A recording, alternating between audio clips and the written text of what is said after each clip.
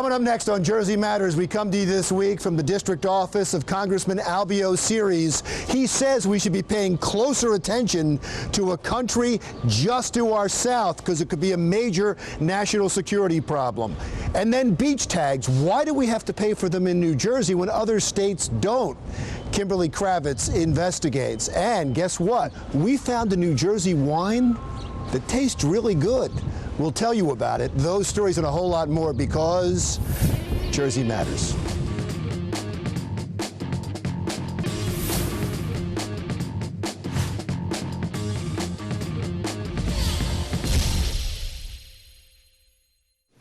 Welcome to Jersey Matters. I'm Larry Menti. We come to you this week from the West New York District Office of Democratic Congressman Albio Sires. He represents the 8th Congressional District. Sir, thank you so much. Thank you. For doing this. Interesting times in Washington. What has it been like to be down there during this administration when every single day a tweet can change the media landscape and change the political landscape? Well, it's gotten to the point where everybody now waits for the tweet in the morning to see what the agenda for the day is going to be. So everybody's just waiting to see what comes out of the White House or out of the president so we can respond in terms of what he puts on the tweet. Let me get something cleared up about you, and we're going to go back a few months. You look at articles online, and there's people that say that you refused to go to the inauguration. You didn't refuse, did you? No, I just didn't go. I didn't go to Obama's second administration either. I think I was busy, you know. It wasn't, you know, I don't like the president. I don't like what he stands for. But, you know, I revere the presidency. So if you could have gone, you would have gone. I probably would have gone, yeah. You weren't refusing to go. I just wanted to make sure we got that cleared up. And even though you don't like this president, do you like his policy when it comes to Cuba? I know that you came to this country from Cuba when you were 11. The only thing I like about this policy is that it's accentuating human rights. Human rights after the last 2 years have really deteriorated in Cuba. More people are being beaten up. More people have been put in jail. There's been a couple of people that have died. And I think anybody that accentuates the situation in Cuba of human rights, I'll support, you know, that situation. Did you not support what President Obama did when he tried to normalize relations? What I felt that the Obama administration did was they didn't extract enough from the Cuban government to do all the things that they did for Cuba. So you agree with Donald Trump when he says it was a bad deal? It was a bad deal in terms of not extracting enough from the Cuban administration. Is extracting enough getting Joanne Chesimard? That's one of the things. We want her back. The other thing is, you know, people have a right to express themselves. There's more and more people expressing themselves in Cuba against the government than ever before. And there's more and more beating, and they have these roving mobs of government people that go around beating people. You have the women in white that every Sunday they take a walk to the church, they get beat up, women, by these thugs that the Cuban government puts together. Would you want that to be the first thing that's done if there's going to be any type of normalization of relations with Cuba as part of the deal? No, that's just one of the things. I'm more, you know, in terms of freedom of expression, freedom of election, let people express themselves, stop this abuse with the Cuban people, the human rights abuses. Let's go down a little bit further south. There is a problem in Venezuela right now. There is a brutal regime there that's killing protesters in the streets that doesn't make the American media. It's not something we talk about. I know it's something you care about and that you've been bringing up and saying that we need to pay more attention. Why do we need to start paying more attention? Well, first of all, I think as a country we should be paying more attention to the Western Hemisphere. Venezuela is just the latest of what's happening in the Western Hemisphere.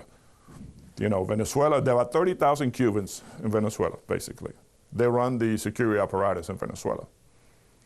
And what's happening is he is moving more and more towards dictatorship. And I think that's President Maduro. Yes, and this is going to lead to a mass exodus of people, and it's going to be people getting killed on the streets.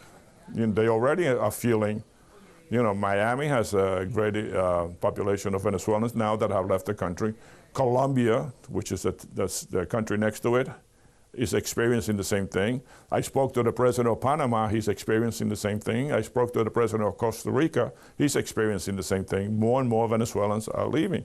And they're afraid that if something really breaks out, you're going to have all these people leaving. So historically, we care about Europe and we focus on the Middle East, and we don't really watch our own backyard until it becomes a crisis, and you're saying it's getting close to that. Well, that's exactly right. I think we should be focusing, no matter what, on the Western Hemisphere. The crises are going to be coming from there. And yet there's been a cut to your committee. There's been a cut for the Foreign Affairs Committee by at least a recommended cut, and a hiring freeze as well. How does that affect your ability, since you're in the Foreign Affairs Committee, to do your job? There were programs there. Programs that we instituted last year, 2 years ago, when we had the mass exodus of children coming across the border from Mexico and coming from Venezuela, coming from Guatemala, Salvador. We actually started some programs in those countries to try to keep the youth there. That may go by the wayside if you have a discussion. There's also the security factor. You know, these embassies need more and more security now.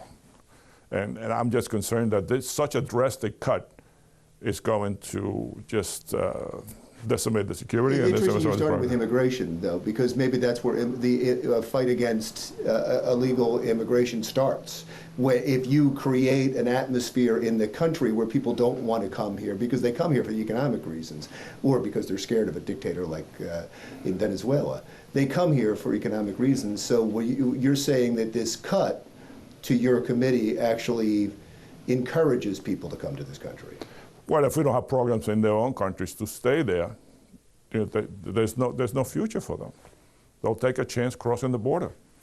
And that's real? That's happening right now? That's happening, yeah. Programs that we started. I was just there not too long ago. And have you talked to the Secretary of State? We mentioned it to the Secretary of State, yes. And what's the response been? Well, this is the budget, and then you have to remember, this is the president's budget. I don't think that the House is going to cut 30% of that budget. You know, and they'll go on for the Senate. Explain what that means to me. Well, basically, the president puts out his budget. Well, I get that, but so you don't think that's going to happen? Well, I hope it doesn't happen, but I don't know what this. You know, there are a lot of things that I thought was never going to happen, and it happened. Healthcare. I never thought they were going to get the votes, and they got it. Where millions of people lose healthcare. Well, I want to talk to you about healthcare when we come back. I also want to talk to you about, as we're doing this interview, Donald Trump's in Poland right now and is going to have his G20 meeting, and I know you've been watching that. So I want to talk about those two topics. Congressman Albio Sires, the 8th District in North Jersey. Jersey Matters continues right after this.